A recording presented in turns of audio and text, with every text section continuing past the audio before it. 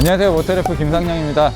저희가 그동안 카니발에 대한 영상을 굉장히 많이 찍었습니다. 라이브 중계도 했었고, 그리고 시승 행사에서 리뷰도 찍었습니다. 그런데 시승차를 또 빨리 받게 됐어요. 그래서 이번에는 뭘 할까 하다가 그동안 구독자분들께서 달아주신 댓글에 대한 좀 답을 해보면 어떨까 라는 생각을 해서 이번 컨텐츠를 준비했습니다. 이제 저도 개인적으로 카니발이 조금씩 지겨워지려고 하기 때문에 이번 컨텐츠를 끝으로 한동안은 카니발을 안 탈 예정입니다. 그래서 카니발 영상이 너무 많이 나오더라도 조금만 양해 부탁드립니다. 그러면 여러분의 질문 한 10가지 정도만 집중적으로 살펴보도록 하겠습니다.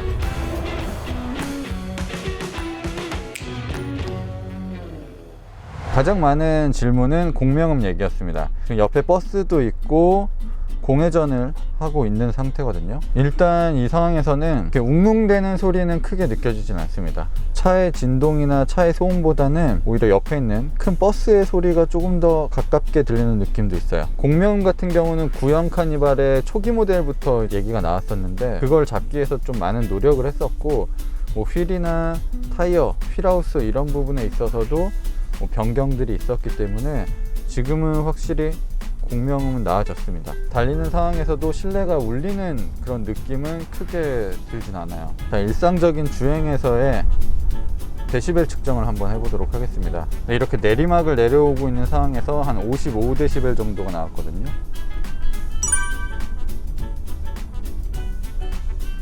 자, 그리고 정차했을 때 지금도 엔진이 돌고 있고요. 옆에 버스도 있습니다.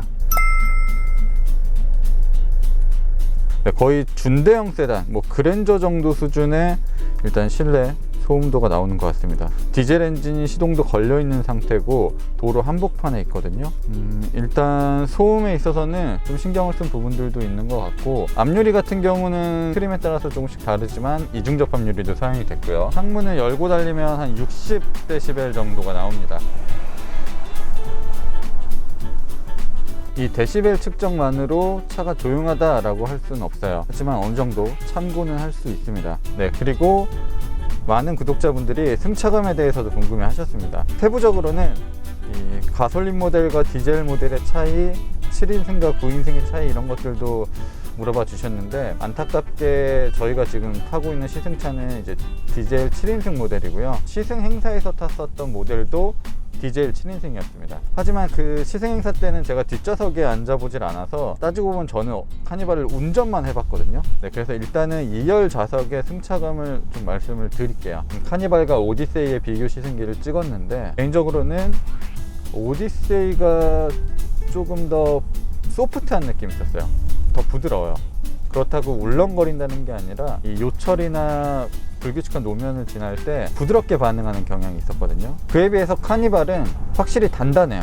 약간 투박한 느낌도 조금 듭니다. 그래서 도로 이음새들 지날 때도 쿵쿵 하고 그냥 넘어가거든요. 일단 단번에 충격을 상쇄한다 라는 의미로는 좋을 것 같은데, 이게 이렇게 큰 차에 어울리는 세팅인가는 좀 의문입니다. 하체의 느낌은 작은 해치백 같은 느낌이에요. 충격을 퉁퉁 넘겨버리는 상황입니다. SUV에 비해서는 확실히 조금 더 단단함이 있기 때문에 롤은 적고 앞으로 쏠리는 느낌들도 그렇게 크진 않습니다. 그리고 확실히 2열 좌석은 가장 편한 부분들이 많은 것 같아요. 승차감에 있어서도 앞좌석이나 3열에 비해서도 이 단단한 느낌들이 좀 덜 전달돼 오는 것 같습니다. 네, 방지턱을 넘을 때 다소 생소하게 느껴지기도 합니다. 현대기아차가 방지턱 넘는 기술은 굉장히 좋거든요. 그런데 카니발은 정말 투박해요. 뿡 하는 느낌이 들거든요. 물론 지금 이 도로에 있는 방지턱이 꽤 높은 방지턱이긴 한데 확실히 부드러운 느낌이 그렇게 크진 않습니다. 조금 더 안락함을 추구하는 세팅이었다면 좋았을 것 같아요. 지금도 너무 딱딱하게 부딪히고 딱딱하게 올라왔다가 딱딱하게 착지하는 느낌이거든요. 개인적으로는 승차감은 조금 더 부드러웠으면 좋겠습니다.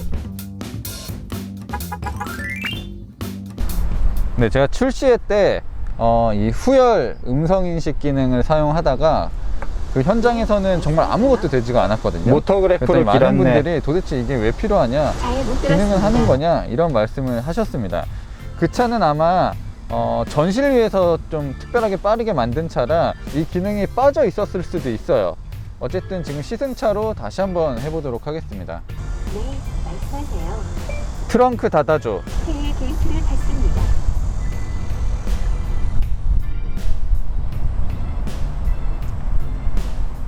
전체 창문 닫아줘.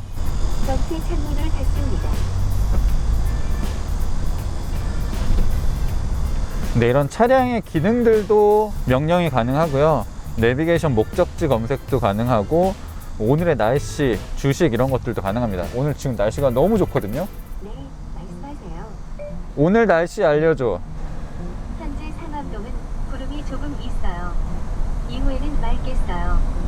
기온은 22도에서 27도로 더울 것 같아요. 미세먼지 농도는 좋음이에요. 짜장면 시켜줘. 오늘은 짬뽕 국물에 짜장면을 말아 먹고 싶네요. 짬뽕 국물에 짜장면을 말아 먹는다고? 무슨 소리죠?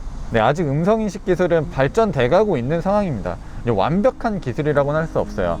하지만 이런 간단한 명령들은 손쉽게 처리할 수가 있고, 운전을 하면서 내비게이션 목적지를 찍는 것보다 음성인식을 통해서 하는 것도 이제는 훨씬 더 수월합니다. 그러니까 아마 점차 더 발전이 돼 가고 있고, 이거는 현대차, 기아차 스스로 하고 있는 게 아니라 여러 IT 기업들과 이 부분에 대해서는 발전을 시켜 나가고 있습니다. 이 음성인식 기술 같은 경우는 단순히 한 자동차 회사만 하고 있는 게 아니라 전 세계적인 트렌드예요. 그래서 모든 자동차 제조사들이 이 음성인식 기술을 굉장히 연구를 하고 있습니다. 저도 놀란 부분이었는데 많은 구독자분들께서 이 3열 시트에 대해서도 궁금해 하셨습니다. 실제로 3열이 앉을 만한 공간인지, 구성은 어떻게 돼 있었는지 이런 것들에 또 궁금해 하시더라고요. 7인승 3열 가운데 시트 내려서 팔걸이로 사용할 수 있나요? 라는 질문을 하셨는데 팔걸이로 쓸 수는 없습니다. 이게 지금 6대 4로 폴딩이 되는 구조거든요. 이 가운데 부분만 별도로 접을 수는 없습니다. 이 3열에도 아이소픽스가 마련이 되어 있습니다. 양쪽에 모두 아이소픽스 마련이 되어 있고요. 이번 카니발도 무릎 앞 허벅지 부분이 뜨는지, 천장이 낮으니 의자도 낮고 발끝 공간도 없는지, 뭐 이런 부분에 대해서 궁금해 하셨습니다. 네, 일단 앉게 되면 다리를 세우면 당연히 허벅지 부분은 뜹니다. 그리고 이 시트 자체가 좀 낮게 설정이 돼 있고 엉덩이 부분이 긴 편이 아니에요. 그래서 실질적으로 허벅지 중간 정도까지만 커버를 해주고 있습니다. 그나마 다행인 부분은 지금 전동식 시트가 달린 모델인데도 다리가 들어가는 공간이 있습니다. 이 7인승 모델은 뭐 가운데 쪽으로 이렇게 다리를 내밀 수도 있기 때문에 이 공간 자체의 부족함은 그렇게 크지 않습니다. 다리 공간도 2열 좌석을 어느 정도 앞으로 밀게 되면 일반적인 SUV의 뒷공간 정도의 수준이 나옵니다. 저희는 지금 7인승을 타고 있지만 9인승 모델의 2열 옵션으로 이 무릎 받침이 이렇게 올라오는 시트를 설정할 수 있냐고 여쭤보신 분도 계신데, 일단 전동식 시트는 옵션으로 선택을 할 수가 있습니다. 엉덩이가 올라오고 등받이가 기울어지는 전동식 시트는 가능한데 다리 받침 부분이 올라오는 시트는 9인승에선 선택할 수가 없어요. 공간이 협소하기도 하고 좀 무의미하다고 생각했던 것 같습니다. 북미형과 다른 부분이 있나요? 라고 하셨는데 다른 부분이 있습니다. 내수 차별 정도까지 생각되는 부분은 아니에요. 북미형 모델과 가장 차이 나는 부분은 이 시트의 구성입니다. 7인승, 9인승, 11인승 뭐 이런 차이가 아니라 북미에서 판매될 카니발은 이 2열 시트가 뒤집혀요. 그래서 정확히 이게 회전을 하는 것 같진 않고 의자를 전부 탈거한 다음에 돌려서 껴 넣을 수 있는 것 같더라고요. 한마디로 2열 시트는 역방향이 되는 거죠. 하지만 뭔가 차 안에서 중요한 비즈니스를 하거나 가족끼리 화목하게 갈 때는 그런 식으로 좀 자유로운 시트 구성도 괜찮을 것 같더라고요. 하지만 국내에는 그런 옵션이 적용되진 않았습니다. 네, 차박을 궁금해 하시는 분도 굉장히 많았습니다. 아무래도 요즘 뭐 차박이 인기기도 하고 카니발 같이 큰 차는 왠지 차박이 손쉽게 될 것 같은 생각이 들잖아요. 하지만 의외로 이 부분은 조금 생각을 해보실 필요가 있습니다. 카니발 7인승에서 차박을 하는 방법은 한 2가지 정도가 있을 것 같습니다. 먼저 뒤에 시트를 접어서 넓고 평평한 공간을 만드는 거죠.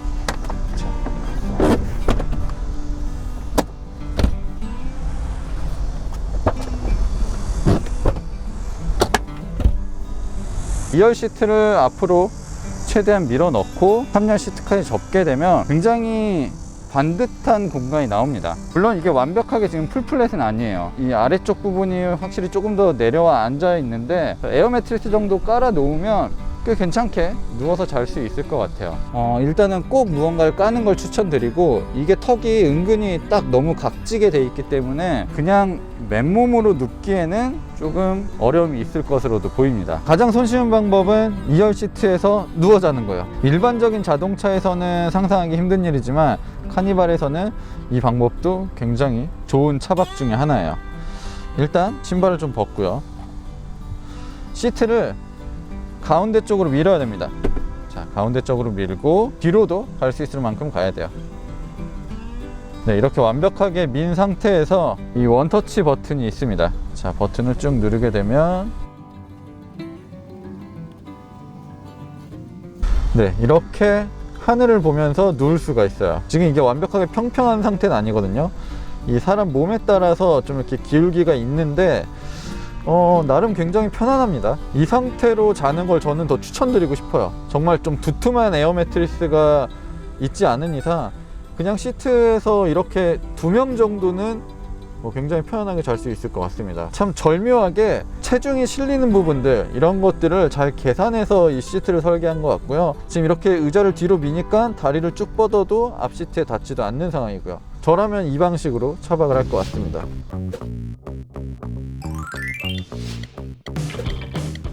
네, 신형 카니발의 변화기도 하고 많은 분들이 궁금해하셨던 CMDPS 얘기도 해야 될 것 같습니다. 이 질문도 굉장히 많았거든요. 기존에는 북미형의 일부 모델에만 전동식 파워 스티어링이 적용됐습니다. 국내에는 전 모델에 전동식 파워 스티어링 휠이 들어가지 않았어요. 운전자 보조 시스템을 적용할 수가 없었고요. 그 부분이 단점이기도 했는데 이제 그런 것들도 개선이 됐고, 무엇보다 전기 모터를 사용한 스티어링 휠이 적용되면서 굉장히 가벼워졌습니다.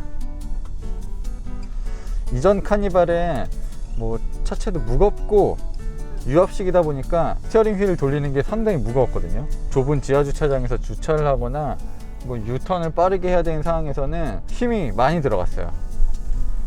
지금은 일반적인 자동차처럼 상당히 편안하게 스티어링 휠을 돌릴 수가 있습니다.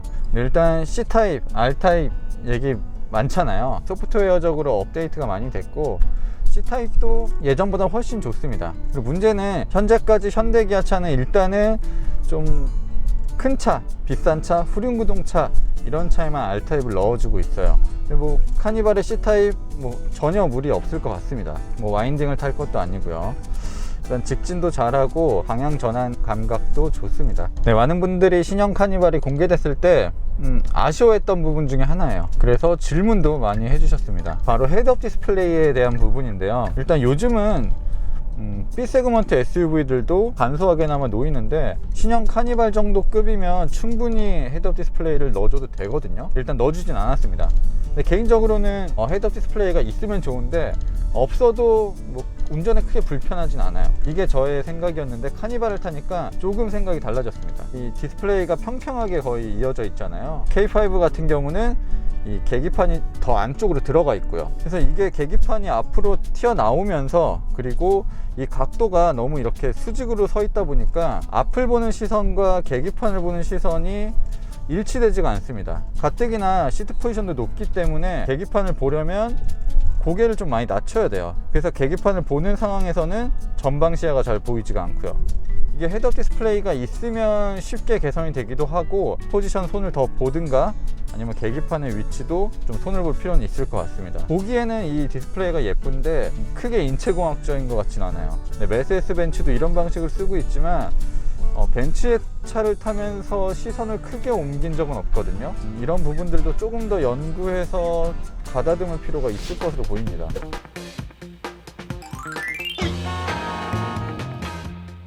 네, 언제나 리뷰는 객관적으로 말씀을 드리려고 하지만 제 주관이 담기는 거잖아요. 제 기준으로는 중요하지 않다고 생각하는 부분을 패스하기도 하고 굉장히 간단하게만 말씀드리고 넘어가는 부분들도 있습니다. 하지만 구독자분들이, 그리고 차를 구매하려고 하시는 분들이 모두 저와 같은 상황은 아니기 때문에 제가 놓치는 부분이나 더 집중적으로 보고 싶은 부분이 있다면 저희 시승기에 언제라도 댓글을 남겨주세요. 그러면 저희가 그런 부분들만 모아서 이런 식으로 다시 영상을 만들도록 하겠습니다.